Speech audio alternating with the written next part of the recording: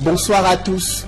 À la une de ce journal, l'insécurité liée à la crise anglophone est une grave menace pour l'organisation des élections dans les régions du nord-ouest et du sud-ouest, et l'ECAM exprime ainsi son inquiétude au lendemain de la convocation du collège électoral en vue des sénatoriales 2018 au Cameroun.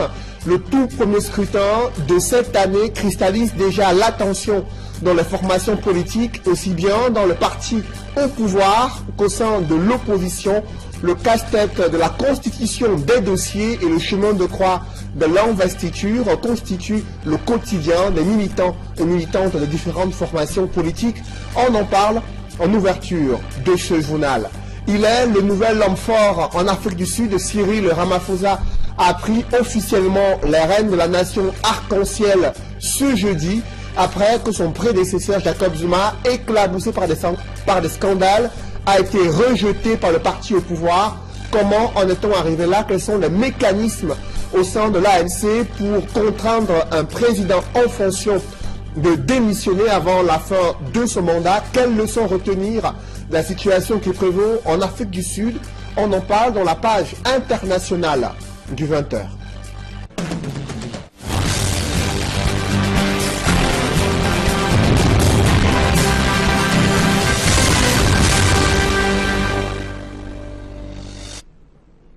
Merci de suivre cette édition complète de l'information sur Equinox Télévision.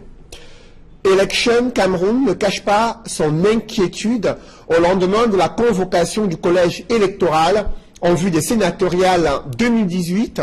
La situation dans les régions anglophones inquiète. L'insécurité liée à la crise anglophone constitue aux yeux de l'ECAM une menace pour l'organisation des élections dans ces différentes régions du Cameroun, notamment le nord-ouest et le sud-ouest, en proie à des violences meurtrières depuis plusieurs mois. Autre source d'inquiétude au sein de l'ECAM, c'est l'incapacité de ses membres à maîtriser parfaitement le processus électoral. L'analyse des faiblesses et des menaces qui pèsent sur l'ECAM a été faite lors du tout premier conseil électoral tenu à Yaoundé. Des mesures correctives y ont été apportées. Des précisions avec Élisée Bogba et Ike Cyril. Elections Cameroun ménage sa monture au lendemain de la convocation du collège électoral pour les élections sénatoriales du 25 mars prochain. Autour de son président, le conseil électoral s'est réuni à Yaoundé pour dresser l'état des lieux sur le terrain. Il en ressort qu'il y a encore beaucoup à faire en vue d'une organisation réussie des sénatoriales. Et l'ECAM pense notamment à l'organisation des sessions de formation de ses cadres et de ses personnels qui ne sont pas encore suffisamment moulés au processus électoral. La formation est d'autant plus nécessaire qu'avec l'avènement du Conseil constitutionnel, c'est une espèce d'épée de Damoclès qui est désormais suspendue sur la tête de l'ECAM. Chargé entre autres de veiller à la régularité des élections et d'en proclamer les résultats, le Conseil constitutionnel n'hésitera pas à frapper au cas où. La session du Conseil électoral tenue à Yaoundé, qui est également la toute première de l'année électorale 2018, a fait jaillir quelques inquiétudes. Le risque sécuritaire lié à la crise anglophone n'est pas du tout de nature à rassurer. Et l'ECAM évoque, je cite, de lourdes menaces de remise en cause de la possibilité même d'organiser des élections sereines sur tout ou partie du territoire national. Fin de citation. Ils poursuivent leur grève de la faim au péril de leur vie devant devant bien sûr la communauté urbaine de Douala. Il s'agit des délégués du personnel suspendus depuis plusieurs mois sans salaire. Ils ont entamé une grève de la faim et l'un d'entre eux a succombé à eu un malaise et a été transporté dans un centre hospitalier. Ses collègues, eux, quant à eux, continuent de camper devant le bureau du délégué du gouvernement auprès de la communauté urbaine de Douala, le docteur Friston Ntonnet, qui est sorti de sa réserve pour faire savoir qu'il continue à maintenir justement cette affaire en justice, lui qui conteste la décision du ministre du Travail et de la Sécurité sociale, laquelle demande de réhabiliter ces délégués du personnel dans leurs droits et de pouvoir payer justement le 11 mois d'arrêt du salaire lié à la suspension. Rien n'a évolué et la grève de la faim, elle, se poursuit. C'est le constat que font Innocent Abega et Gladys Sidje dans ce reportage. Il n'a pas pu tenir au deuxième jour de la grève de la faim entamée par les délégués du personnel suspendus de la communauté urbaine de Douala. Bioto Paolo a eu un malaise et a été transporté d'urgence à l'hôpital La Cantini de Douala. Moi, je ne peux pas arrêter parce que ça peut prendre. Le corps humain tel qu'il est fabriqué, à partir de 3 jours normalement où vous ne mangez pas, vous ne pouvez pas avoir lâché. Il faut qu'on soit franc dessus. Il y a eu une grosse adresse. Les moustiques, etc. Ça, c'est l'apanage. Il n'y a rien qui est puré ici. Nous sommes aujourd'hui à l'état de clochard. Nous allons mourir comme les clochards. Au cours d'une communication, au lendemain de la première journée de la grève de la faim entamée par les délégués du personnel suspendu de la communauté urbaine, le docteur Friston Etoné a déclaré que seule l'issue de la procédure en cours déterminera le sort des grévistes. La communauté urbaine a saisi la justice. Les délégués du personnel ont saisi la justice. Et à partir du moment où on a fait ce mouvement-là, nous tous, nous sommes obligés d'attendre l'issue de ce procès-là. Quand la justice va trancher, on doit avoir foi à la justice de son pays. Nous allons nous conformer. Nous sommes en train de chercher la vérité. Parce que chacun dit avoir raison. Alors que plusieurs considèrent la sortie du délégué du gouvernement comme un signe d'assouplissement dans cette affaire, l'avocat des grévistes, lui, la considère plutôt comme une fuite en avant. Je ne suis pas de l'avis de monsieur le délégué du gouvernement qui, en la présente cause, occupe la posture du patron. Il est le patron des 10 délégués du personnel sanctionnés. Et en matière de travail, comme en toute matière, le législateur a préconisé la conciliation des parties litigantes qui peut s'opérer en tout état de cause.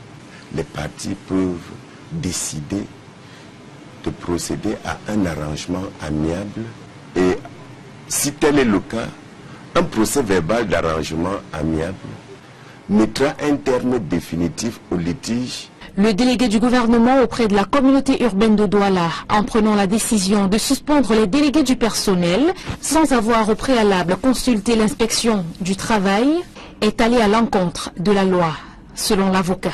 La sanction est intervenue avant que le patron n'ait saisi l'autorité compétente, l'inspecteur du travail, pour solliciter son autorisation. Or, la latitude de l'alinéa 4 de l'article 130 a été mal appréciée par le patron. Parce que, pour être conforme à la loi, le patron avait l'obligation de présenter d'abord sa demande d'autorisation s'il estimait que les délégués ont commis une faute lourde. Et ce faisant, il s'est mis dans sa propre illégalité. En attendant l'issue de la prochaine audience, bien qu'affaiblis, les grévistes poursuivent leur grève de la faim à l'esplanade de la communauté urbaine de Douala. C'est un véritable casse-tête pour des Camerounais. L'obtention d'un passeport est devenue un chemin de croix. Au Cameroun, en principe, il faut 3 semaines pour entrer en possession de ce document indispensable pour se rendre à l'étranger. Mais depuis plusieurs mois, des Camerounais sont confrontés à une situation qu'ils ont du mal à supporter lorsqu'ils vont effectuer le remplacement ou le renouvellement de leur passeport ou pour se faire établir un passeport. On leur demande d'attendre des semaines, voire des mois, et ils se retrouvent en train de manquer des occasions à l'étranger. Des opérateurs économiques en sont affectés, des étudiants qui souhaitent poursuivre leurs études dans les universités en Europe également sont touchés par la situation. Ils expriment leur désarroi dans ce reportage de Farel Bounia et Isabelle Carole Zoupet. Document de circulation délivré par le gouvernement d'un État à ses citoyens, le passeport est devenu quasi impossible à obtenir actuellement au Cameroun. Un coup d'œil jeté sur les visages des personnes dans le besoin de ce précieux document permet de comprendre l'angoisse qui les habite. Je trouve qu'actuellement au Cameroun, d'après ce qui nous revient de service d'immigration, il n'y a pas de carton. Il n'y a pas de carton pour donner le passeport. Et nous, on est dans une demande de passeport depuis décembre jusqu'à la date d'aujourd'hui. Malgré les multiples interventions, nous n'avons pas de passeport. On dit qu'il n'y a pas de carton. Et là, je peux vous dire, ça me met vraiment très mal à l'aise. En effet, c'est depuis près de 4 mois que le document n'est plus délivré dans les services de l'immigration. Plusieurs sources confirment que le carton servant à la confection du passeport au Cameroun est en rupture de stock. De nombreux usagers se voient privés de voyages d'affaires, d'études ou pour besoin de santé. Dans mon cas, c'est depuis novembre que j'ai déposé les dossiers et j'ai payé tout ce qu'il faut payer. J'ai une urgence là, je ne devais pas être au pays en ce moment. J'ai un cas de maladie qui nous stresse à la maison. L'enfant pleure, je ne peux pas l'assister. Donc depuis, j'attends. Je ne sais pas si les autorités en charge de délivrance de passeports sont au courant. Et vraiment, c'est un cri qu'ils essayent de prendre le dossier en main pour nous délivrer le passeport pour lequel nous avons payé et on a droit. Les demandeurs de passeports ruminent leur douleur dans l'espoir d'une réponse urgente des autorités compétentes. Ce n'est pas la première fois que des Camerounais sont confrontés à ces difficultés d'entrer en possession d'un passeport camerounais. En principe, je vous le disais, il faut 3 semaines, mais depuis plusieurs mois, il est difficile d'entrer en possession de ce précieux sésame pour ceux qui souhaitent se rendre à l'étranger. Que se passe-t-il entre le ministère des Finances, la délégation à la Sûreté nationale et le service de l'EMI Immigration? Élément de réponse avec Eric Martial Ndjomo.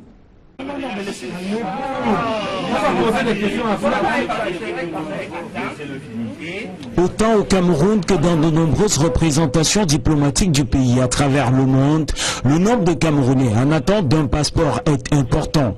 Ils ont pour la plupart constitué et déposé les dossiers y afférents depuis l'année dernière, octobre, novembre ou décembre. Dans la pratique, après constitution et dépôt des dossiers complets, le demandeur de passeport doit attendre entre 4 et 8 semaines pour entrer en possession du précieux document. La situation actuelle irrite les demandeurs qui pour certains sont sans nouvelles de leur passeport après plus de 4 mois d'attente. Certaines sources à la Sûreté nationale font savoir que cette pénurie de passeports est due à l'absence des cartons pour la fabrication. L'on aura aussi appris que ces cartons sont commandés hors du Cameroun et ceci par les soins du ministère des Finances qui les met ensuite à la disposition de la police des frontières. Il est à noter que c'est ce même ministère qui perçoit l'essentiel des frais liés à la confection des passeports. Des responsables de ce ministère des Finances font savoir que la résolution du problème des cartons de passeport est imminente. En attendant, les demandeurs de passeports camerounais se rongent les freins en s'interrogeant sur les mobiles d'une telle situation qui survient alors que les frais de confection de passeports passés de 50 à 75 000 francs CFA sont collectés au quotidien à tous les demandeurs. Dans le reste de l'actualité, des multinationales transgressent leurs responsabilités sociales en Afrique centrale. Une étude révèle qu'elles réalisent très peu de projets socio-économiques pour améliorer le tissu social dans les pays de la sous-région où elles sont installées.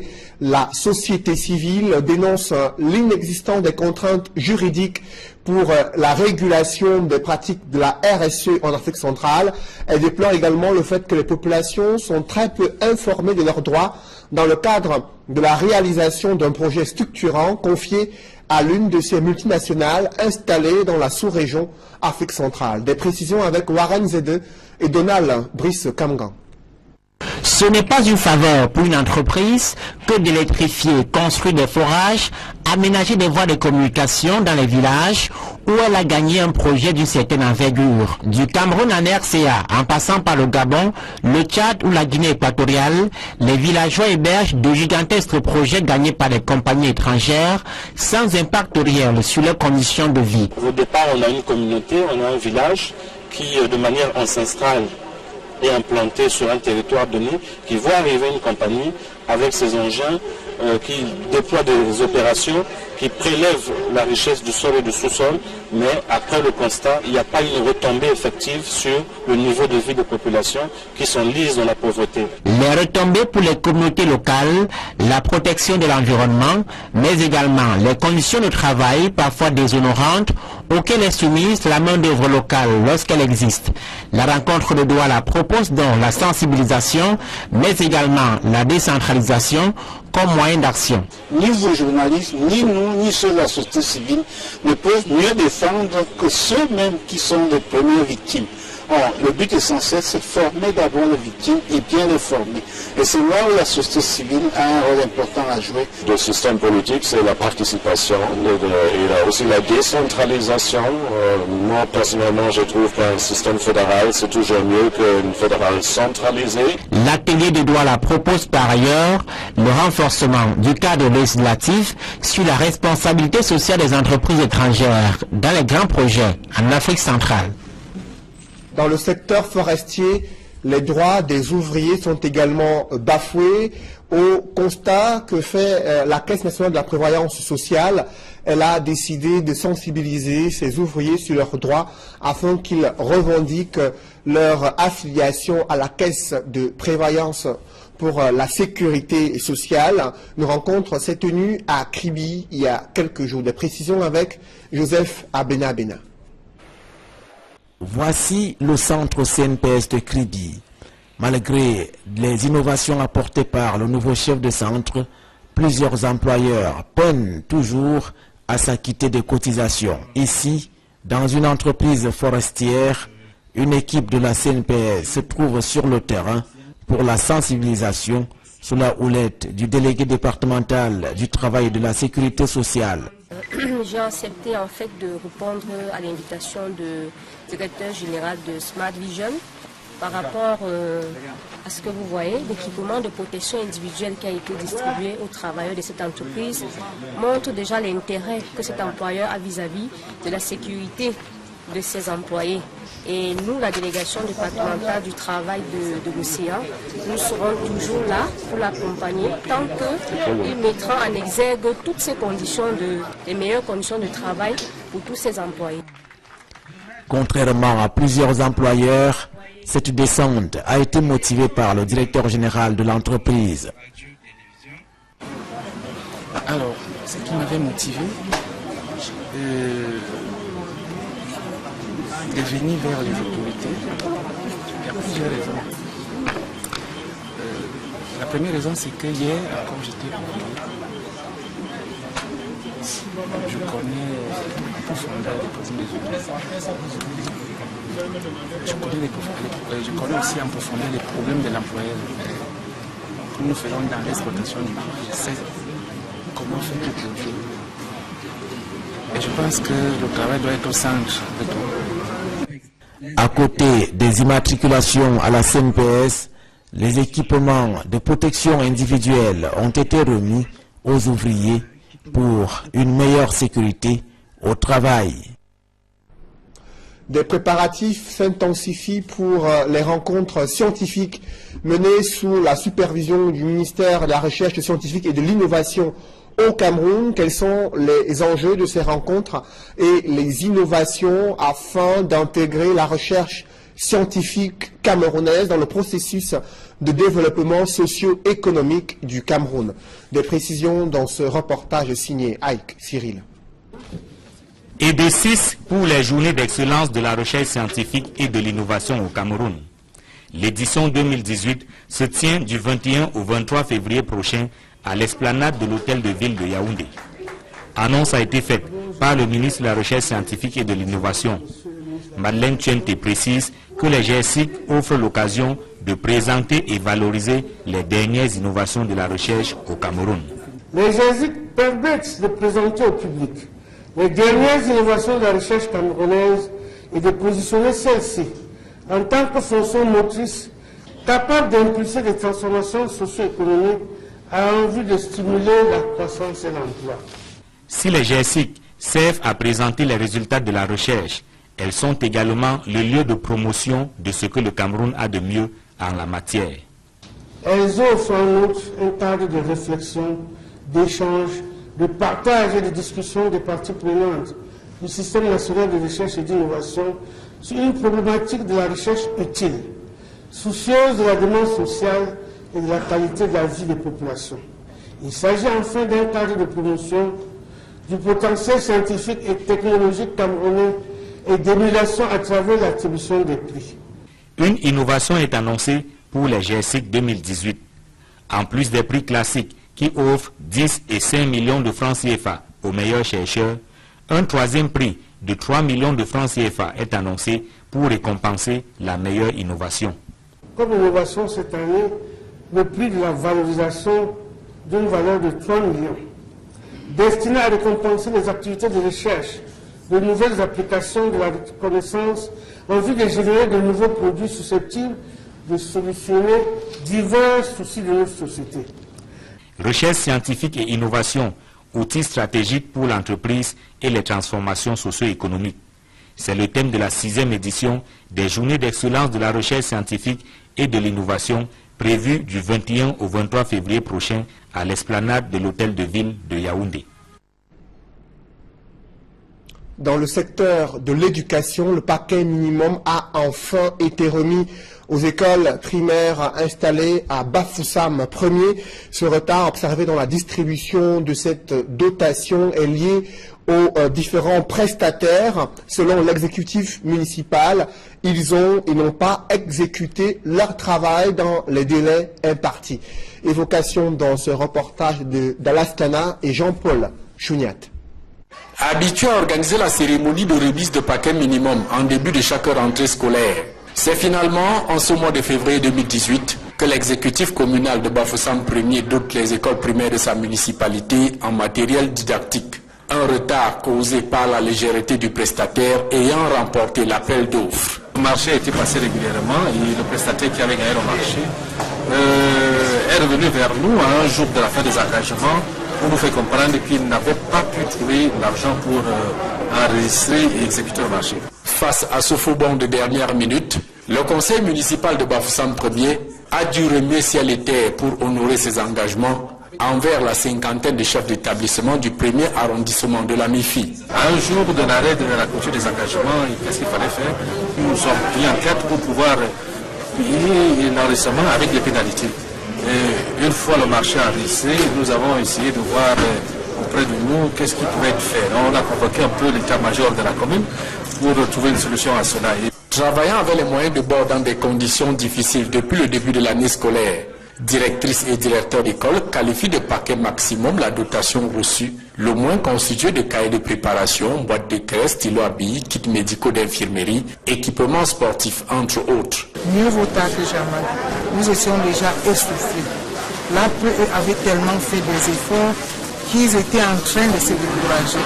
Heureusement, M. le maire, avec son dynamisme, il a pensé à nous, il a bousculé comme il pouvait. Et nous avons le paquet. Au finish, vous avez vu, nous y avons mis la main pour que ce soit plus costaud. Les résultats de l'année dernière, les enseignants nous ont suffisamment marqué au point où nous n'avons pas hésité à apporter un petit plus pour les encourager, pour leur prouver que nous sommes très contents du travail qu'ils ont abattu. Pour l'année en cours, la famille de l'éducation de base de Bafoussam 1er promet de travailler d'arrache-pied pour un taux de réussite de 100% au certificat d'études primaires et concours d'entrée en 6e et maintenir à jamais le leadership de Bafoussam 1er aux examens officiels dans la MIFI. C'est l'information majeure sur le continent africain. Cyril Ramaphosa est le nouvel homme fort de l'Afrique du Sud.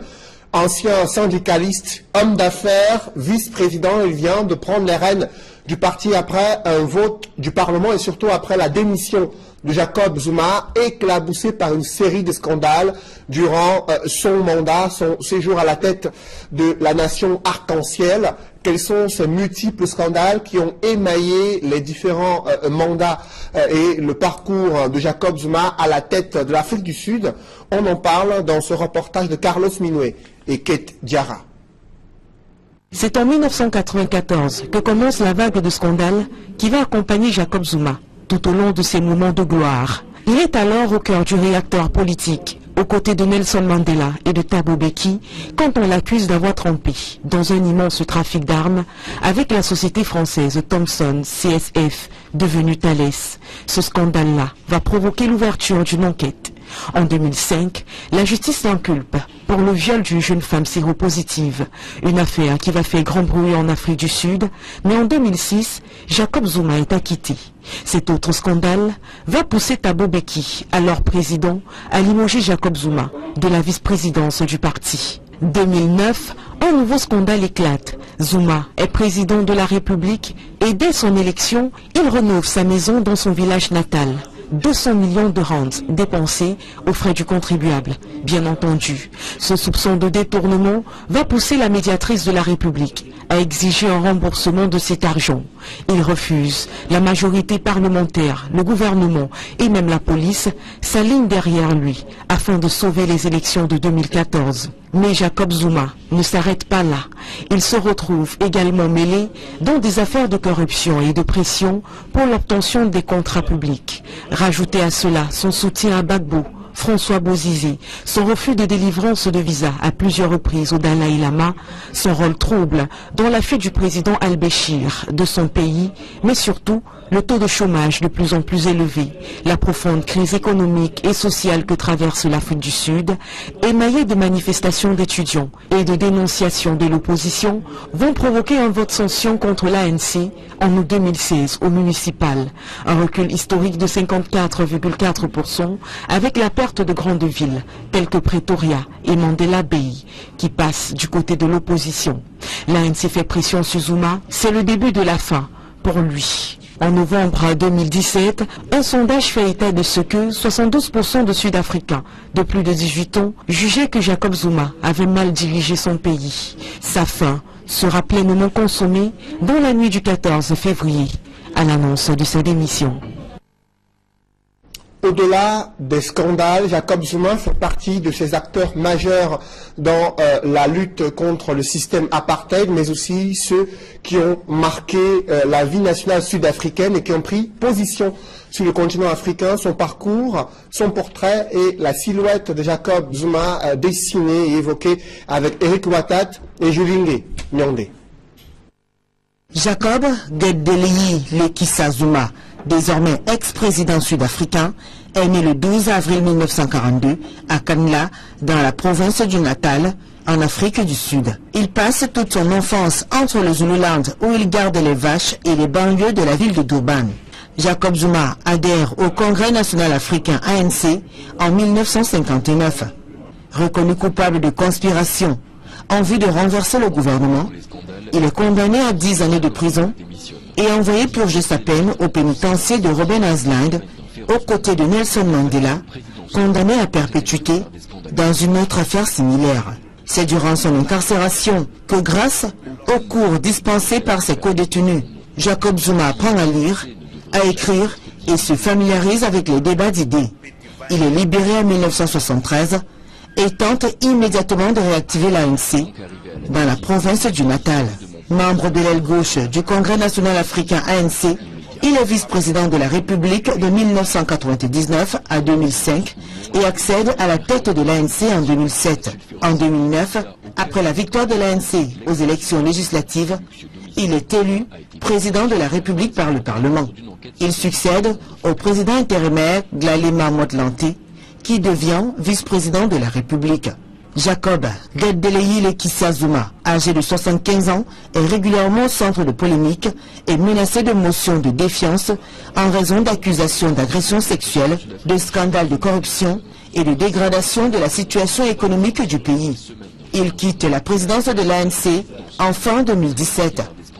Face à sa faible popularité et à une menace de destitution de l'ANC, il démissionne de la présidence de la République en février 2018. Quelle leçon retenir de cette démission de Jacob Zuma, poussé à la sortie par les caciques du parti au pouvoir, l'ANC, Cyril Ramaphosa réussira-t-il à ramener dans le cœur des Sud-Africains leur amour pour ce parti qui a lutté contre le système apartheid? Comment comprendre les mécanismes démocratiques au sein d'une formation qui est au pouvoir et qui, bien sûr, est aux antipodes de ce qui est vécu en Afrique centrale? Nous en parlerons dans la deuxième partie de ce journal avec Elie Smith, analyste politique spécialiste des questions internationales. Il est l'invité du 20h. Mais d'abord, ces informations qui nous parviennent sur le démantèlement d'un gang spécialisé dans la vente des faux titres fonciers dans la ville de Douala. C'est grâce à l'initiative du groupement de gendarmerie territoriale que ce gang a été démantelé. Il rôdait autour, bien sûr, au quartier administratif de Douala, des titres fonciers qui servaient à garantir des crédits auprès des institutions financières, des prêts auprès des particuliers ou à garantir des visas auprès des représentations diplomatiques.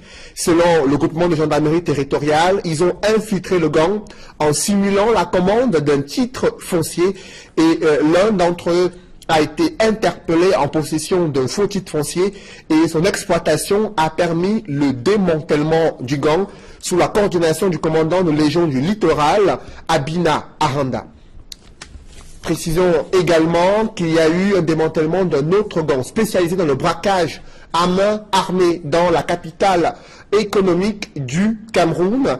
Ils avaient agressé en novembre 2017 un couple chinois résidant dans le centre-ville de Douala.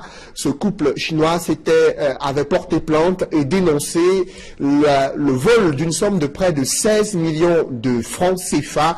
Après les enquêtes menées par le commandant de la Légion de gendarmerie, l'on note que près de 4 suspects ont été interpellés. Ils sont présentés comme les auteurs de ce braquage. D'importantes sommes d'argent ont été retrouvées en leur possession, mais aussi des armes de fabrication artisanale et des écrans plasma dont ils ne seraient pas les propriétaires. Démantèlement d'un gang également de malfrats constitué de repris de justice qui a terrorisé par des agressions multiples, mais aussi des viols dans le 5e arrondissement de Douala. La fin lignée du groupement de gendarmerie territoriale de Douala, mis au parfum des méfaits d'un gang de malfrats déjà recherché dans le secteur hôpital général et cité des Palmiers. Une descente instantanée a permis aux gendarmes de mettre main sur le chef de gang ainsi que 2 présumés complices qui ont été interpellés. 3 autres malfrats doivent être présentés au procureur, au commissaire du gouvernement pour vol aggravé, complicité et recel, détention et port illégal d'armes et des effets militaires, également consommation des stupéfiants. Toutes des actions menées sous la coordination du commandant de Légion du Littoral, Abina Aranda. Parlons à présent du sport avant la deuxième partie de ce journal. Malgré la crise anglophone et le climat social et politique dans les régions anglophones, Buea se prépare à accueillir bien sûr l'ascension du Mont Cameroun, évocation dans ce reportage de Derek Diator et Julienne Berthe-Bissaye. Buea, chef-lieu de la région du Sud-Ouest, déjà paré aux couleurs de l'ascension du Mont Cameroun. Les banderoles installées le long des rues annoncent au premier venu la tenue d'un événement exceptionnel. Au stade Moliko, tout est fin prêt.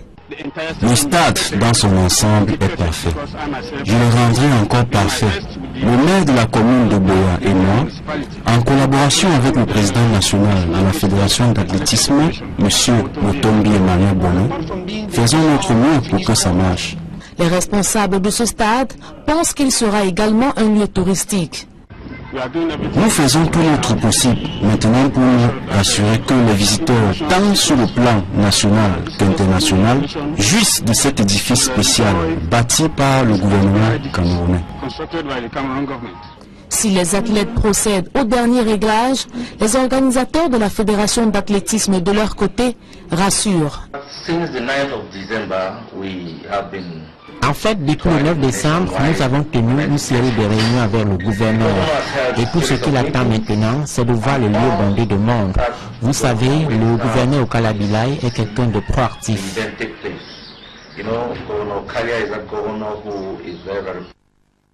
Dans ses propos, le président national de la Fédération d'athlétisme évoque quelques innovations de la course de l'espoir, édition 2018. Pour la première fois, les athlètes vont courir avec le chronomètre électronique. Vous savez, les athlètes les plus performants courent toujours avec un chronomètre. Une montre peut vous décevoir. Et un autre facteur de motivation que nous avons également mis sur pied, c'est de donner des prix de consolation aux premiers athlètes des différentes étapes. Le premier athlète aura 10 millions de francs CFA, le deuxième 5 millions et le troisième 2 500 000 francs. L'année dernière, le montant était de 2 millions de francs CFA. Les populations de Buea et les nombreux visiteurs n'attendent plus que le kick-off de cette rencontre prévue pour samedi 17 février 2018. Dans une poussière de seconde, la deuxième partie de ce journal.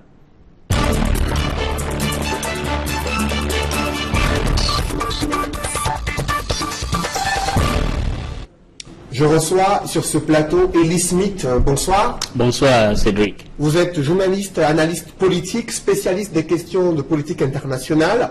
Vous avez suivi aujourd'hui le Parlement sud-africain qui a adoubé Cyril Ramaphosa, nouvel homme fort de l'Afrique du Sud. Au lendemain de la démission de Jacob Zuma, c'est allé assez vite durant ces dernières semaines. Comment le parti, l'ANC, un parti au pouvoir, réussit à contraindre un président d'une nation comme l'Afrique du Sud à démissionner? Tout simplement parce que ce n'est pas la première fois. Là, il faut rappeler que l'Afrique du Sud, c'est une démocratie qui a les institutions solides et que l'ANC a vu que M. Zuma n'était plus un champion qui faisait gagner le parti, mais au contraire faisait perdre son parti. Donc, je crois que sa défaite a commencé dès le 16. Quand il y a eu le congrès où il n'a plus eu le soutien du puissant président du Eastern Cape, qui est basé à Mpumalanga, qui s'appelle David Mabuza. Et puis second, le monsieur qui a créé le syndicat des miniers, monsieur Modlossi, quand il a perdu tous ces deux soutiens, c'était déjà la descente aux enfers. Et cerise sur le gâteau le 18, quand il a perdu l'élection à la tête de l'ANC, parce que lui, il soutenait sa femme, qui est Madame Dlamini Zuma, qui est la mère de 4 de ses 20 enfants, qui a perdu. Et donc, c'était visible qu'il devait perdre. Justement, on a vu des tractations très importantes ces dernières semaines. Lui qui souhaitait rester encore au pouvoir, Jacob Zuma, jusqu'au mois de juin 2018, et le parti qui a menacé à plusieurs reprises d'aller jusqu'au Parlement pour le contraindre à quitter le pouvoir. La place de l'ANC dans l'architecture institutionnelle de l'Afrique du Sud, comment vous l'analysez? Bon, d'abord, c'est le parti majoritaire au Parlement, et vous saviez que ce qui a fait que des gens ont un peu douté sur la capacité ou douté que M. Zuma devait quitter au pouvoir, et qu'il a 9 vies à maintes reprises. On lui a déjà déclaré mort politiquement, il a survécu parce que l'ANC le soutenait. Mais l'ANC, dans ses sondages, a découvert que, bon, soutenir M. Zuma veut dire perdre les élections. On a vu, je crois que vous avez fait un brillant reportage tout à l'heure, les élections municipales, là où ils ont perdu pour la première fois les grandes villes principales du pays, dont le National Executive Council, la NEC, l'ANC a donc décidé de le convaincre de laisser ou de quitter d'une manière honorable. Mais là où je crois qu'il a été un peu, qui a décidé son sort, et qu'il a vu qu'il devait subir l'humiliation à la Robert Mugabe, et que le ZANU-PF avait décidé qu'au sein de cette assemblée, là où il a gagné plusieurs batailles, il devait être destitué. Donc voilà pourquoi je crois qu'il a décidé de démissionner avant d'être humilié. Donc pour vous, il y a un dominateur commun entre ce qui s'est passé au Zimbabwe avec la ZANU-PF, qui a bien sûr accompagné un coup d'État feutré, avec ce qui s'est déroulé en Afrique du Sud? Oui, c'est similaire parce que vous savez, ces deux partis de libération, vous avez le ZANU-PF dirigé à l'époque par M. Robert Mugabe, qui a toujours soutenu Mugabe dans même les moments les plus pires. Par exemple, la réforme agraire en 2000 où il y a eu beaucoup de massacres des Zimbabwéens. Et d'une manière, le parallèle avec l'Afrique du Sud et l'ANC, c'est aussi un parti au pouvoir. Ils ont vu que non, pour préserver le pouvoir en Afrique du Sud et comme au Zimbabwe, il fallait se démettre d'un élément gênant, quelle qu'en soit l'histoire ou le rôle qu'il a joué au sein de l'ANC ou comme le cas de ZANU-PF avec Robert Mugabe. Justement, Jacob Zuma qui a été éclaboussé par une série de scandales avec des hommes d'affaires installés en Afrique du Sud, un pays pourtant présenté comme l'une des premières économies sur le continent africain, qui fait partie des BRICS, qui sont les économies émergentes. Comment expliquer à quel point la corruption continue de gangréner les états-majors politiques en Afrique du Sud? Bon, ça s'explique parce que quand vous avez à la tête quelqu'un comme Zuma, qui n'a pas les mêmes valeurs comme l'autre, comme Cyril Ramaphosa ou Motlante ou Mbeki, c'est tout à fait normal. Je crois que Zuma secrètement admire tellement la manière que les dirigeants au nord de Limpopo, parce que Limpopo c'est la rivière qui divise naturellement l'Afrique du Sud et le nord du continent, donc c'est tout à fait normal, parce que beaucoup sont des gens qui ont souffert pendant la lutte de la libération, donc soudainement ils ont vu beaucoup d'argent et ils se sont mis un peu à exploiter les opportunités qu'ils en avaient. Donc voilà la raison pour laquelle. Et puis les scandales n'est pas seulement avec la famille Gupta, même avec d'autres, ça les ramifications mondiales. Vous avez parlé ici avec Thales. Il faut savoir que même la compagnie d'audit, la firme d'audit KPMG, maintenant on verra qu'il y aura beaucoup de scandales qui va suivre. Donc ça ne va pas seulement focaliser sur la famille Gupta, mais ça a un rayonnement mondial. On voit la mainmise et bien sûr les manœuvres dans l'ombre des multinationales dans le cadre de renouvellement des organes dirigeants des pays sur le continent africain. C'est également le cas République démocratique du Congo où l'affaire des Paradise Papers a révélé l'implication des multinationales qui sont dans le secteur minier avec des liens qui n'ont pas été officiellement acceptés avec la présidence de la République démocratique du Congo. C'est le cas également en Afrique du Sud, vous l'avez dit, avec la famille Gupta qui sont des hommes d'affaires indiens installés depuis de nombreuses années en Afrique du Sud. Comment comprendre cette forte présence des multinationales dans les cercles de décision politique en Afrique?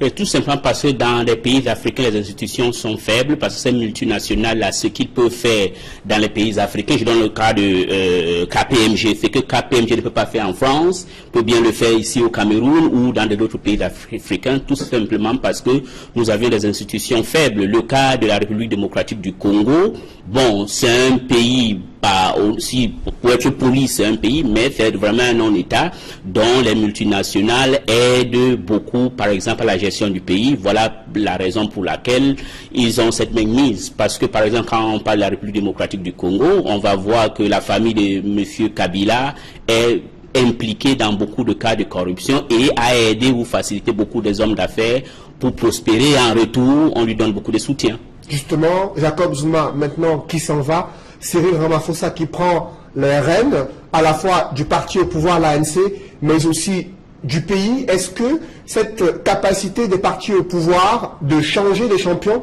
pour maintenir la mainmise sur l'architecture institutionnelle, est-ce que cela peut être visible dans la sous-région Afrique centrale où il y a des partis qui sont au pouvoir depuis de nombreuses années? Je ne pense pas. On a eu le cas exceptionnel en Angola, mais dans les pays purement de l'Afrique centrale, c'est un problème des hommes. Beaucoup de cadres en Afrique centrale n'ont pas cette capacité patriotique et intellectuelle. Elles sont un peu des gens qui pensent d'abord à eux-mêmes au lieu de penser à la nation. Ça se fait là-bas en Afrique du Sud et ça se fait en Angola parce que beaucoup d'entre eux ont une lutte de libération et savent quand même que leur suivi dépend de ce que la population pense et puis l'image qu'ils présentent au monde extérieur. Par contre, ici, en Afrique centrale, eux, ils s'en foutent royalement et surtout parce que en Afrique centrale, la société civile est faible, l'opposition est faible, la presse aussi est faible, tout simplement parce que souvent la presse est financée par des États ou par des individus qui ont des acquaintances avec le pouvoir en place. Parce que pour qu'une démocratie puisse marcher, on peut tout dire, il y a 3 éléments importants. Lesquels? Il faut une société civile indépendante et forte, il faut une presse indépendante et forte, et surtout une opposition forte. Est-ce que nous avions ça en Afrique centrale? Non. Est-ce que ce sont ces facteurs-là qui ont fait tomber Jacob Zuma en Afrique du Sud, cette presse sud-africaine, l'opposition et la société civile? Exactement. L'Afrique du Sud a une presse extrêmement indépendante. Les autres pays de l'Afrique qui peuvent un peu rivaliser avec, c'est un peu les pays de l'Afrique de l'Est, le Kenya ou par exemple le Nigeria. Quand vous avez une presse forte, une société civile puissante, comme en Afrique du Sud, c'est tout à fait normal que les présidents ou les partis au pouvoir aient des difficultés à gouverner. Par contre, chez nous, l'opposition est inexistante ou la dictature féroce fait que ceux qui veulent être l'opposition s'affaiblit et devient faible. Et la société civile, dans notre sous-région, est souvent en compétition avec les partis politiques établis. Et pourtant, eux, ils devaient être au milieu et être le contre-pouvoir entre les deux. Certains observateurs avertis pensent que ce qui s'est déroulé en Afrique du Sud illustre de ce que l'alternance dans les autres pays d'expression francophone, notamment en Afrique centrale, va se jouer au sein des partis au pouvoir. Est-ce que vous partagez cet avis? Oui et non, mais vous savez que rien n'est immuable. Je crois que dans les pays de l'Afrique centrale, ils commencent à voir que souvent, parce que quand vous perdez le pouvoir, puisque beaucoup d'entre eux sont controversés, très corrompus, vous pouvez risquer d'aller en prison. Donc, je crois que beaucoup de pays de l'Afrique centrale vont commencer à voir que peut-être l'alternance peut se faire en leur sein et qu'ils aient le courage de dire que notre champion nous a détruit et détruit le pays et nous met en danger. Donc, faisons ce qui s'est passé au Zimbabwe d'abord et puis en Afrique du Sud. Maintenant, et en Afrique du Sud, je vais vous rappeler que c'est la 2e fois. La première fois était en 2007 quand le même Jacob Zuma a tout fait pour que Thabo Mbeki parte. Donc vous voyez le proverbe qui dit que qui tue par l'épée va mourir par l'épée s'applique à Jacob Zuma. Donc peut-être ici en Afrique centrale on pourra le voir, mais pour qu'on puisse le voir, il faudra qu'on ait des intellectuels au sein de ces partis honnêtes qui ne sont pas des gens, des prébendiers et qui sont surtout patriotiques, parce que vous n'allez pas détruire votre pays tout simplement parce que vous voulez garder un individu qui détruit votre pays, détruit votre parti qui vous a créé. Merci Elie Smith pour toutes ces précisions. Je précise à ce sujet que vous êtes analyste politique, spécialiste des questions internationales sur le continent africain. Un reportage avant la fin de ce journal, c'est la Sonara récompensée meilleur contribuable lors de la soirée des partenaires de la douane. Une édition qui s'est tenue il y a quelques jours à Douala. Reportage. Et la Sonara reçoit le prix du prix. La Société nationale de raffinage remporte des lots à la 10e édition de la soirée des partenaires de la douane camerounaise. Le directeur général de la Sonara, Ibrahim Talbamala, accompagné du directeur des relations publiques de la communication et la traduction, a reçu des distinctions des mains du ministre des Finances Alamine Ousmane Mey, en récompense de ses activités liées à l'importation. Il s'agit précisément du premier prix relatif aux droits et taxes payés à l'importation des hydrocarbures et activités connexes en 2017 et du deuxième prix concernant la masse globale des droits et taxes payés à l'importation au cours de l'année 2017. Et la Sonara qui reçoit le prix du prix dans cette distinction consacrée au volume important à l'importation des hydrocarbures activités connexes.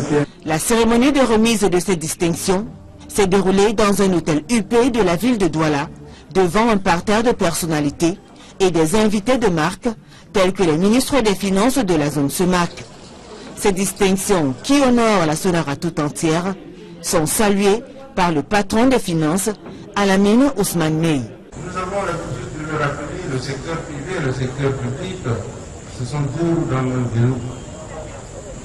Vous voudrait bien que ces deux roues puissent conduire nos populations, nos acteurs, nos communautés vers les destinations seules de l'émergence à l'horizon 2035 de notre pays. C'est à cet égard que je voudrais réitérer toute l'appréciation qui est de la nôtre au regard des résultats déjà obtenus et surtout encourager, exempler les uns les autres à poursuivre à cette dynamique, ce partenariat qui devrait, si nous avons choisi de célébrer, c'est parce que vous le méritez, et si vous le méritez, il faudrait que cela se fasse en public. En public pour émuler les actions des uns et des autres, et en public pour aussi partager les difficultés rencontrées par telle ou telle entreprise. Moteur de croissance économique, la Société nationale de raffinage a pour vocation d'importer et de raffiner le pétrole brut. Elle approvisionne le marché camerounais et sous-régional en produits pétroliers tels que le butane, super, kérosène, le gasoil entre autres. La Société nationale de raffinage a un projet de modernisation et d'extension de ses capacités de production et raffinage du pétrole. Créée en 1973, la Sonara est située à Limbé, dans la région du Sud-Ouest. Mesdames, Messieurs, c'est la fin de ce journal. Merci de l'avoir suivi. Ne manquez pas ce soir l'émission Regard Social, présentée par Flavien Valondongo. Bonne soirée sur Equinox Télévision. Alors que la date limite du dépôt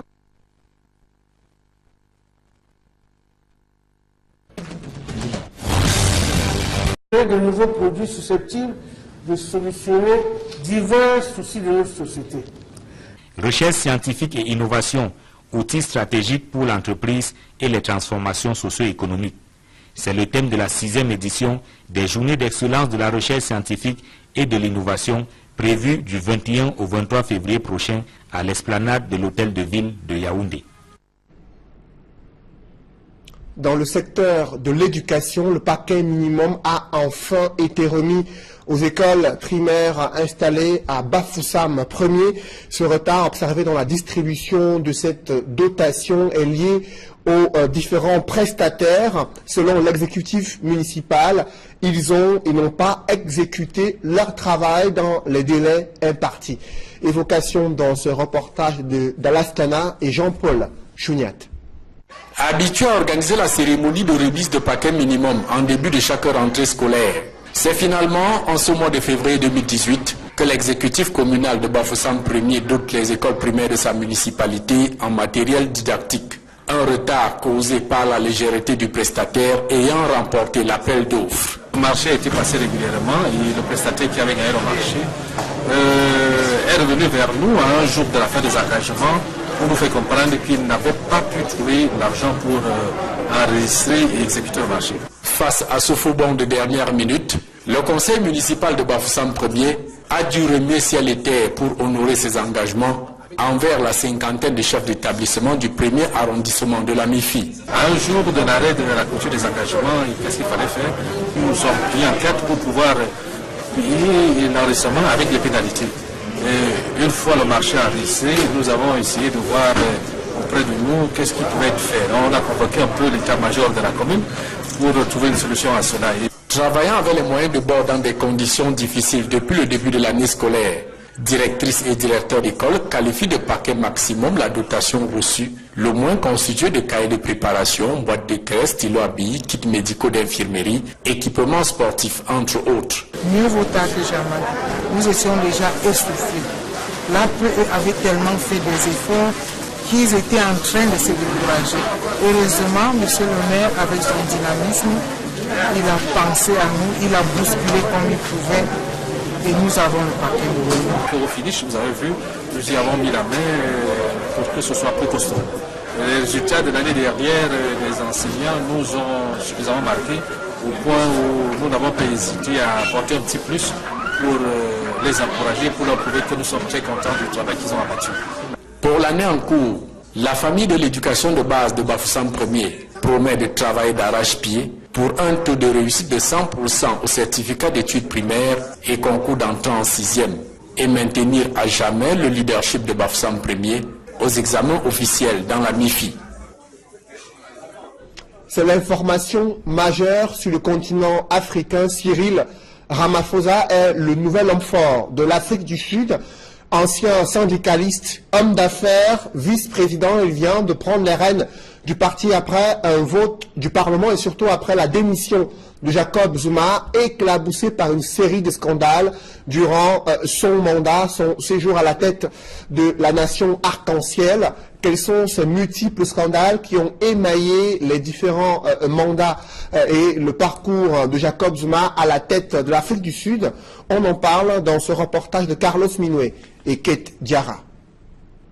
C'est en 1994 que commence la vague de scandales qui va accompagner Jacob Zuma tout au long de ses moments de gloire. Il est alors au cœur du réacteur politique, aux côtés de Nelson Mandela et de Thabo Mbeki, quand on l'accuse d'avoir trempé dans un immense trafic d'armes avec la société française Thomson CSF, devenue Thales. Ce scandale-là va provoquer l'ouverture d'une enquête. En 2005, la justice l'inculpe pour le viol d'une jeune femme séropositive, une affaire qui va faire grand bruit en Afrique du Sud, mais en 2006, Jacob Zuma est acquitté. Cet autre scandale va pousser Thabo Mbeki, alors président, à limoger Jacob Zuma de la vice-présidence du parti. 2009, un nouveau scandale éclate. Zuma est président de la République et dès son élection, il rénove sa maison dans son village natal. 200 millions de rands dépensés aux frais du contribuable. Bien entendu, ce soupçon de détournement va pousser la médiatrice de la République à exiger un remboursement de cet argent. Il refuse. La majorité parlementaire, le gouvernement et même la police s'alignent derrière lui afin de sauver les élections de 2014. Mais Jacob Zuma ne s'arrête pas là.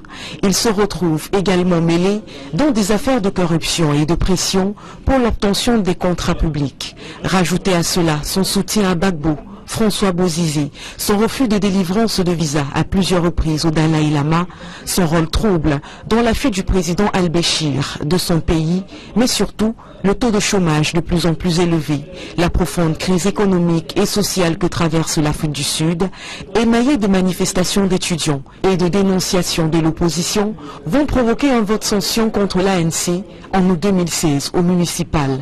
Un recul historique de 54,4% avec la perte de grandes villes telles que Pretoria et Mandela Bay qui passent du côté de l'opposition. L'ANC fait pression sur Zuma, c'est le début de la fin pour lui. En novembre 2017, un sondage fait état de ce que 72% de Sud-Africains de plus de 18 ans jugeaient que Jacob Zuma avait mal dirigé son pays. Sa fin sera pleinement consommée dans la nuit du 14 février, à l'annonce de sa démission.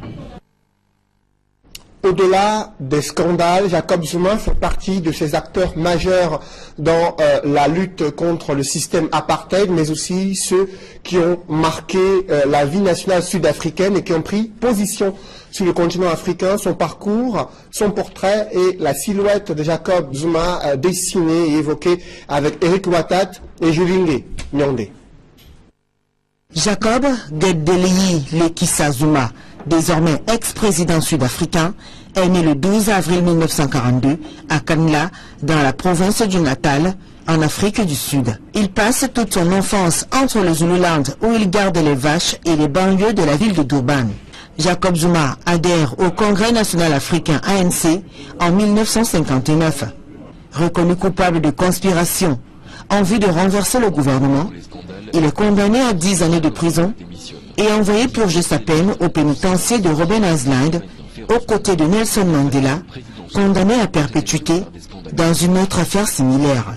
C'est durant son incarcération que, grâce aux cours dispensés par ses co-détenus, Jacob Zuma apprend à lire, à écrire et se familiarise avec les débats d'idées. Il est libéré en 1973 et tente immédiatement de réactiver l'ANC dans la province du Natal. Membre de l'aile gauche du Congrès national africain ANC, il est vice-président de la République de 1999 à 2005 et accède à la tête de l'ANC en 2007. En 2009, après la victoire de l'ANC aux élections législatives, il est élu président de la République par le Parlement. Il succède au président intérimaire Glalema Motlanthe, qui devient vice-président de la République. Jacob Gedeleyi Lekisa Zuma, âgé de 75 ans, est régulièrement au centre de polémiques et menacé de motions de défiance en raison d'accusations d'agression sexuelle, de scandales de corruption et de dégradation de la situation économique du pays. Il quitte la présidence de l'ANC en fin 2017. Face à sa faible popularité et à une menace de destitution de l'ANC, il démissionne de la présidence de la République en février 2018. Quelles leçons retenir de cette démission de Jacob Zuma poussée à la sortie par les caciques du parti au pouvoir, l'ANC?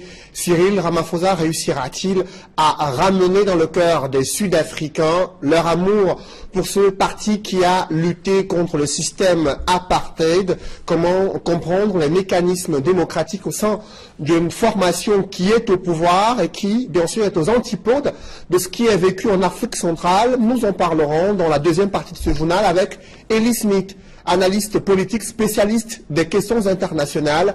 Il est l'invité du 20h. Mais d'abord, ces informations qui nous parviennent sur le démantèlement d'un gang spécialisé dans la vente des faux titres fonciers dans la ville de Douala. C'est grâce à l'initiative du groupement de gendarmerie territoriale que ce gang a été démantelé. Il rôdait autour, bien sûr, au quartier administratif de Douala, des titres fonciers qui servaient à garantir des crédits auprès des institutions financières, des prêts auprès des particuliers ou à garantir des visas auprès des représentations diplomatiques. Selon le groupement de gendarmerie territoriale, ils ont infiltré le gang en simulant la commande d'un titre foncier et l'un d'entre eux a été interpellé en possession d'un faux titre foncier et son exploitation a permis le démantèlement du gang sous la coordination du commandant de Légion du Littoral, Abina Aranda. Précisons également qu'il y a eu un démantèlement d'un autre gang spécialisé dans le braquage à main armée dans la capitale économique du Cameroun. Ils avaient agressé en novembre 2017 un couple chinois résidant dans le centre-ville de Douala. Ce couple chinois avait porté plainte et dénoncé le vol d'une somme de près de 16 millions de francs CFA. Après les enquêtes menées par le commandant de la Légion de gendarmerie, l'on note que près de 4 suspects ont été interpellés. Ils sont présentés comme les auteurs de ce braquage. D'importantes sommes d'argent ont été retrouvées en leur possession, mais aussi des armes de fabrication artisanale et des écrans plasma dont ils ne seraient pas les propriétaires. Démantèlement d'un gang également de malfrats constitué de repris de justice qui a terrorisé par des agressions multiples, mais aussi des viols dans le 5e arrondissement de Douala. La fin lignée du groupement de gendarmerie territoriale de Douala, mis au parfum des méfaits d'un gang de malfrats déjà recherché dans le secteur hôpital général et cité des Palmiers.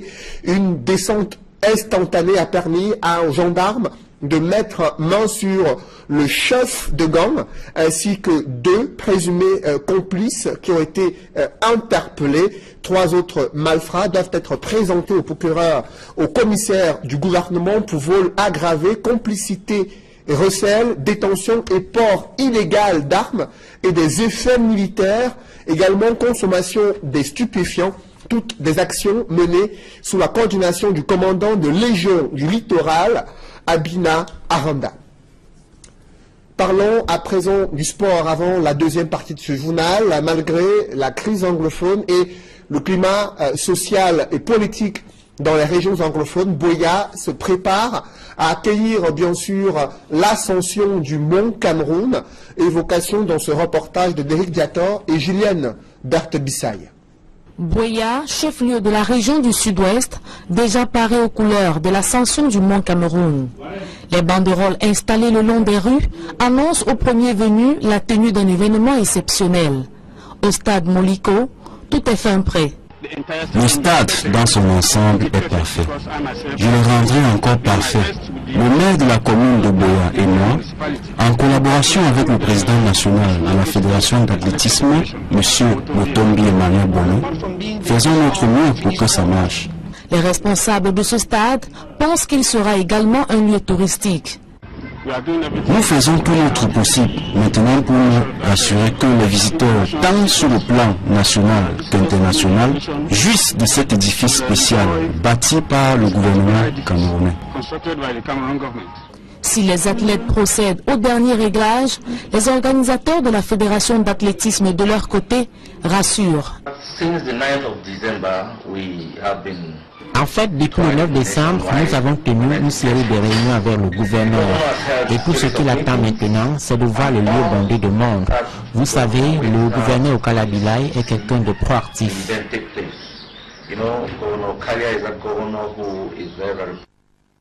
Dans ses propos, le président national de la Fédération d'athlétisme évoque quelques innovations de la course de l'espoir, édition 2018.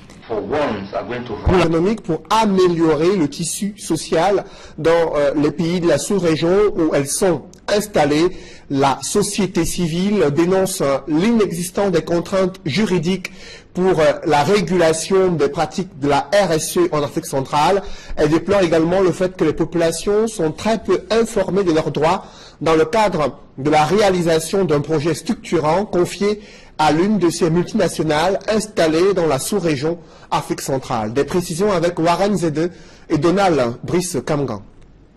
Ce n'est pas une faveur pour une entreprise que d'électrifier, construire des forages, aménager des voies de communication dans les villages où elle a gagné un projet d'une certaine envergure. Du Cameroun en RCA, en passant par le Gabon, le Tchad ou la Guinée équatoriale, les villageois hébergent de gigantesques projets gagnés par des compagnies étrangères sans impact réel sur leurs conditions de vie. Au départ, on a une communauté, on a un village qui, de manière ancestrale, est implanté sur un territoire donné, qui voit arriver une compagnie avec ses engins qui déploie des opérations qui prélèvent la richesse du sol et du sous-sol, mais après le constat, il n'y a pas une retombée effective sur le niveau de vie des populations qui sont lises dans la pauvreté. Les retombées pour les communautés locales, la protection de l'environnement, mais également les conditions de travail parfois déshonorantes auxquelles est soumise la main-d'œuvre locale lorsqu'elle existe.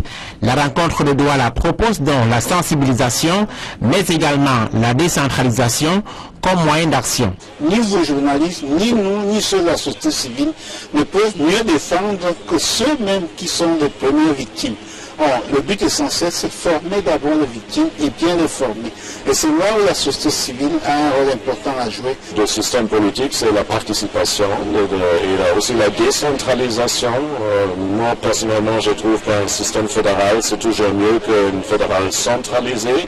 L'atelier de Douala propose par ailleurs le renforcement du cadre législatif sur la responsabilité sociale des entreprises étrangères dans les grands projets en Afrique centrale. Dans le secteur forestier, les droits des ouvriers sont également bafoués.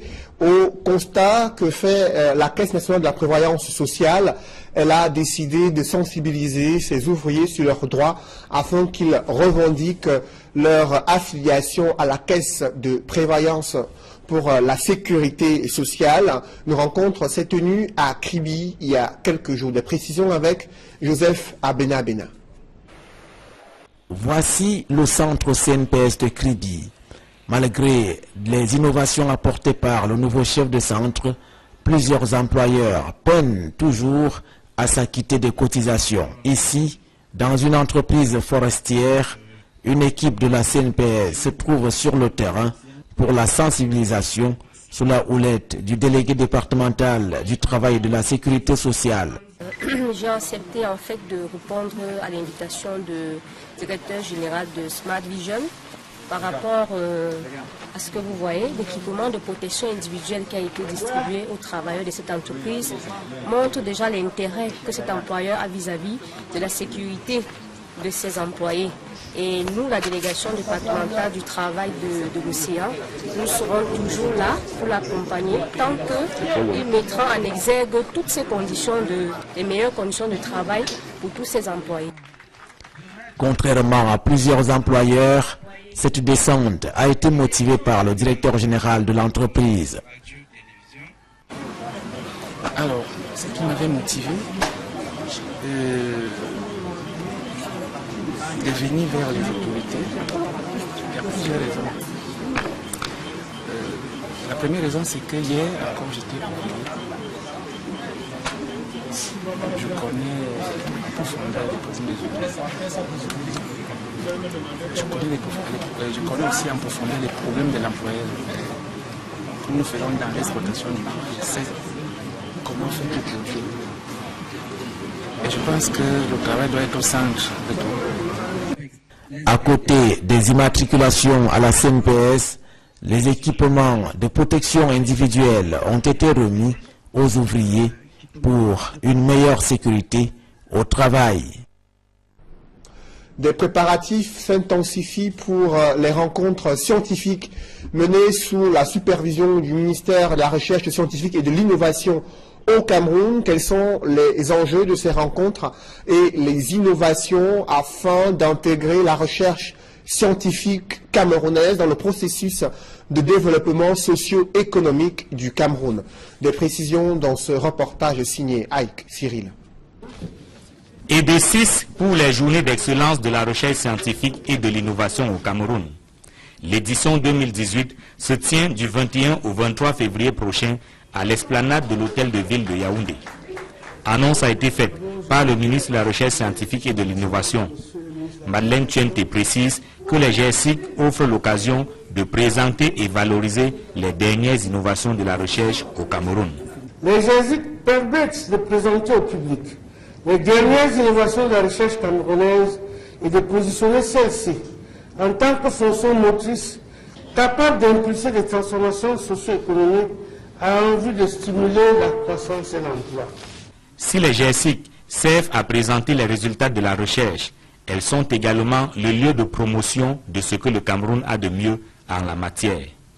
Elles offrent en outre un cadre de réflexion, d'échange, de partage et de discussion des parties prenantes du système national de recherche et d'innovation sur une problématique de la recherche utile, soucieuse de la demande sociale et de la qualité de la vie des populations. Il s'agit enfin d'un cadre de promotion du potentiel scientifique et technologique camerounais et d'émulation à travers l'attribution des prix. Une innovation est annoncée pour les GSIC 2018. En plus des prix classiques qui offrent 10 et 5 millions de francs CFA aux meilleurs chercheurs, un troisième prix de 3 millions de francs CFA est annoncé pour récompenser la meilleure innovation. Comme innovation cette année, le prix de la valorisation d'une valeur de 3 millions, destiné à récompenser les activités de recherche, de nouvelles applications de la connaissance en vue de générer.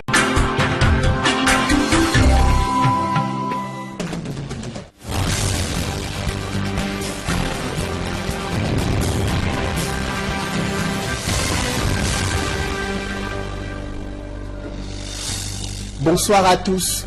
À la une de ce journal, l'insécurité liée à la crise anglophone est une grave menace pour l'organisation des élections dans les régions du nord-ouest et du sud-ouest, et les CAM expriment ainsi son inquiétude au lendemain de la convocation du collège électoral en vue des sénatoriales 2018 au Cameroun.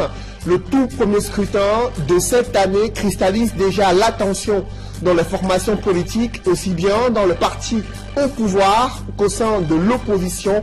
Le casse-tête de la constitution des dossiers et le chemin de croix de l'investiture constituent le quotidien des militants et militantes de différentes formations politiques. On en parle en ouverture de ce journal. Il est le nouvel homme fort en Afrique du Sud. Cyril Ramaphosa a pris officiellement les rênes de la nation arc-en-ciel ce jeudi, après que son prédécesseur Jacob Zuma, éclaboussé par des scandales, a été rejeté par le parti au pouvoir. Comment en est-on arrivé là? Quels sont les mécanismes au sein de l'ANC pour contraindre un président en fonction de démissionner avant la fin de son mandat? Quelles leçons retenir de la situation qui prévaut en Afrique du Sud? On en parle dans la page internationale du 20h.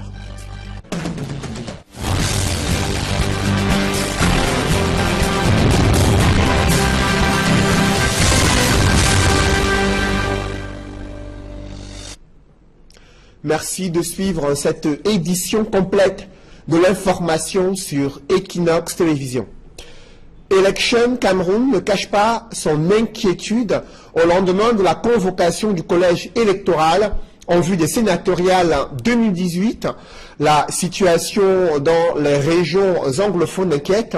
L'insécurité liée à la crise anglophone constitue aux yeux de l'ECAM une menace pour l'organisation des élections dans ces différentes régions du Cameroun, notamment le nord-ouest et le sud-ouest, en proie à des violences meurtrières depuis plusieurs mois.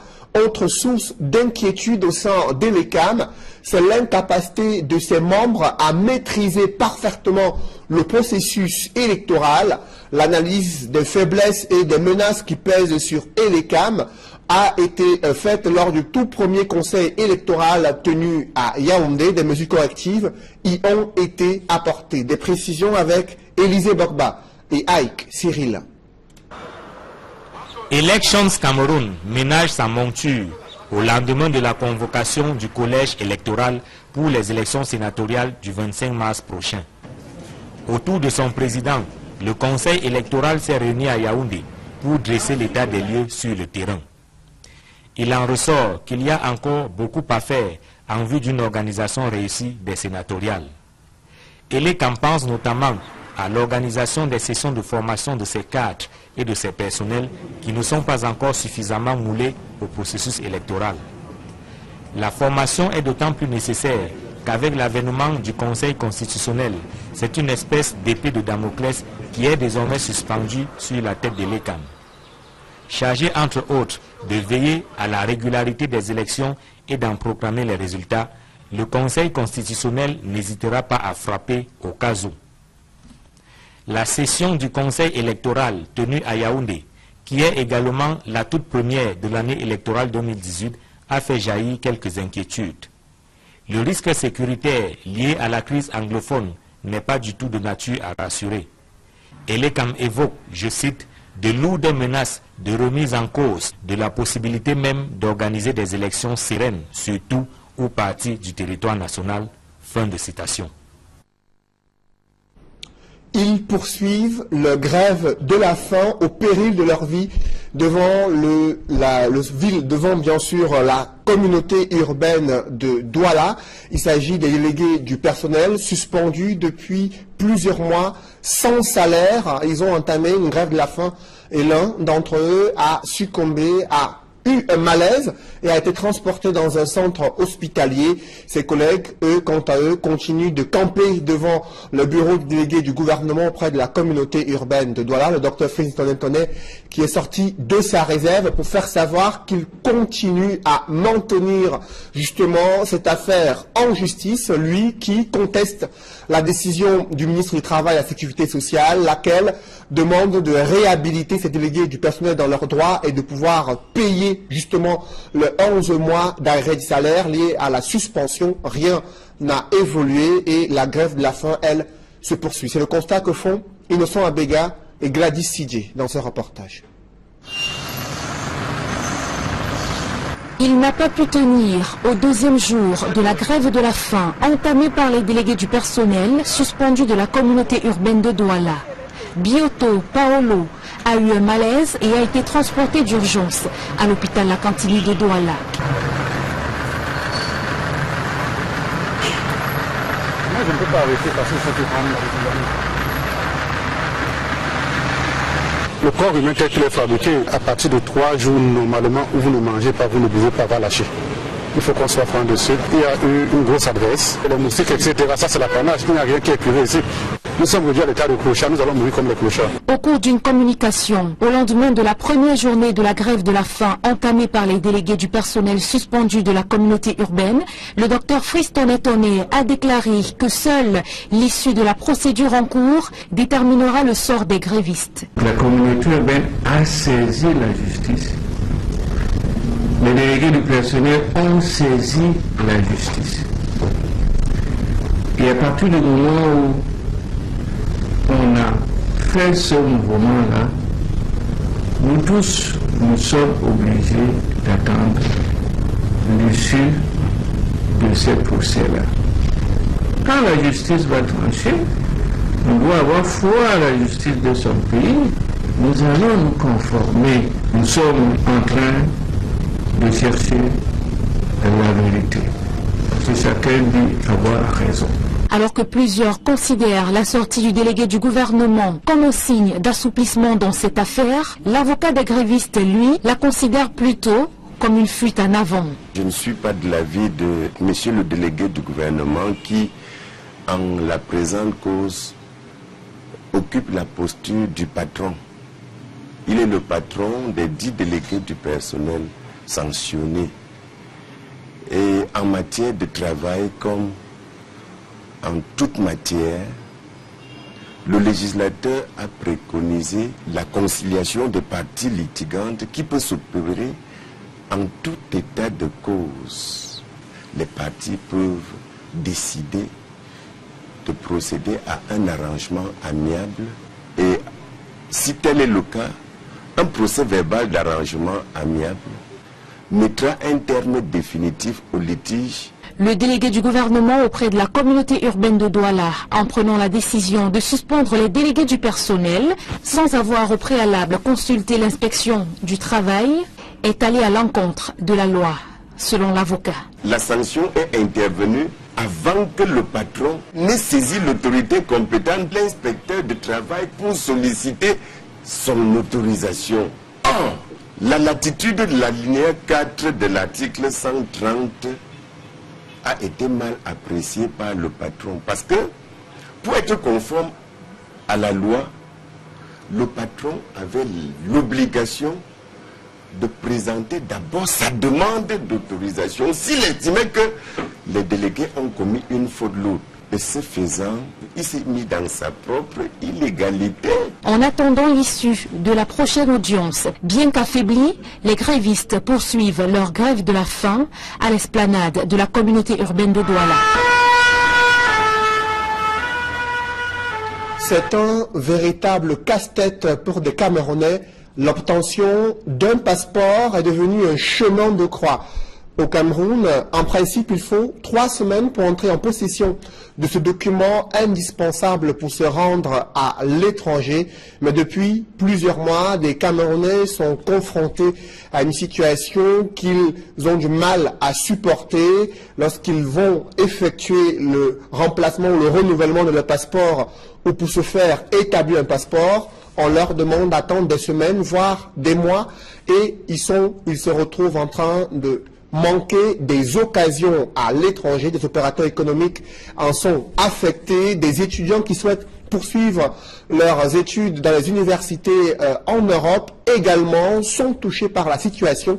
Ils expriment leur désarroi dans ce reportage de Farel Bounia et Isabelle Carole Zoupet.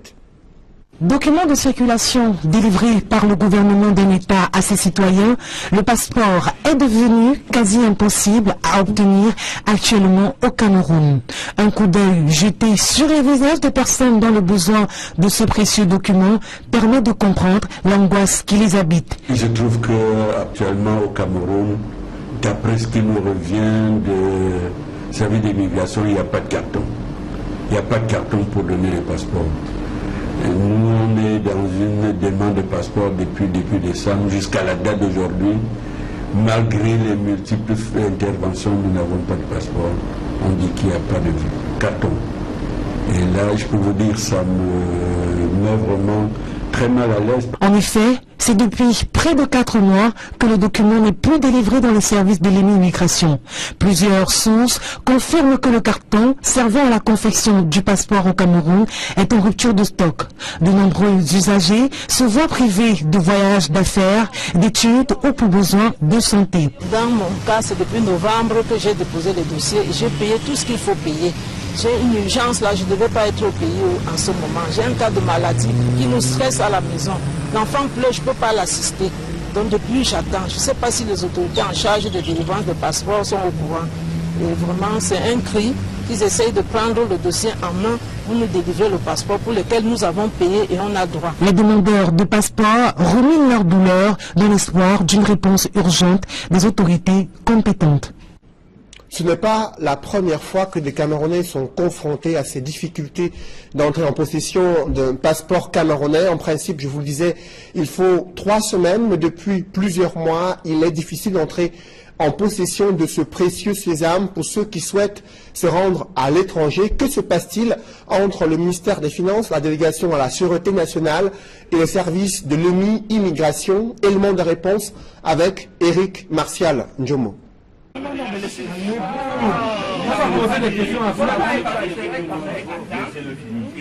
Autant au Cameroun que dans de nombreuses représentations diplomatiques du pays à travers le monde, le nombre de Camerounais en attente d'un passeport est important.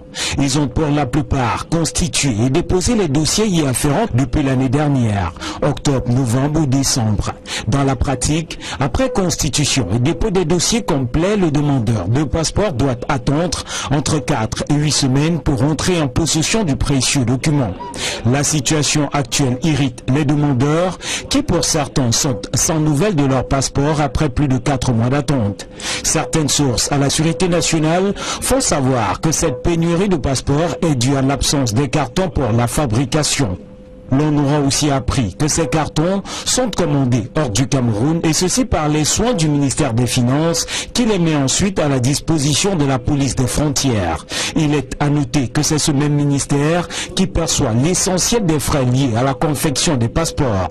Des responsables de ce ministère des Finances font savoir que la résolution du problème des cartons de passeport est imminente. En attendant, les demandeurs de passeports camerounais se rongent les freins en s'interrogeant sur les mobiles d'une telle situation qui survient alors que les frais de confection de passeports passés de 50 à 75 000 francs CFA sont collectés au quotidien à tous les demandeurs.